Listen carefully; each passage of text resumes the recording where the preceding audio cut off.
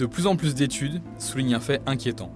Les internautes utilisent l'intelligence artificielle pour obtenir des conseils, se confier sur leurs problèmes, voire pour remplacer le contact humain. Dès le début des IA génératives, une histoire avait préfiguré ce phénomène. Celle d'un Canadien qui avait remplacé sa petite amie par une IA. Aujourd'hui, on parle de Project December, de Joshua Barbeau et de la façon dont l'intelligence artificielle rebat les cartes du deuil.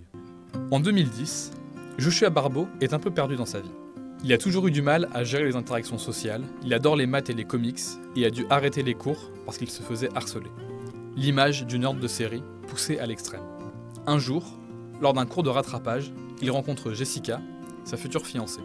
Elle avait 23 ans, elle était passionnée par les sciences occultes, les chats, la numérologie. Ensemble, ils avaient leur projet, leur délire, leur langage à eux. Et puis, un jour, elle est tombée malade. Une hépatite auto-immune. Jessica Pereira est morte en 2012. Joshua a tenté pendant des années de s'en remettre. 8 ans plus tard, presque par hasard, il découvre un site qui va tout changer, Project December. Project December, c'est l'œuvre d'un certain Jason Rohrer. Cet Américain de 42 ans est un bricoleur d'Internet. Il a déjà développé quelques jeux vidéo amateurs et défend l'idée que le numérique peut être une forme d'art. Il a eu vent d'une technologie d'avant-garde dont le grand public n'a pas encore entendu parler. Ce sont les tout premiers modèles de langage de l'entreprise OpenAI ChatGPT.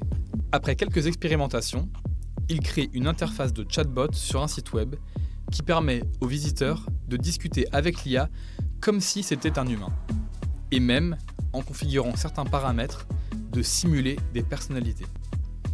Joshua, comme des centaines d'autres, tombe par hasard sur le site. Et il commence par jouer. Il parle à des bots de Shakespeare, de Gandalf, de Samantha, l'assistante robotique du film Her. Puis, il a une idée. Et si, avec ce truc, il pouvait recréer Jessica ? Quelques minutes plus tard, elle répond, 8 ans après sa mort.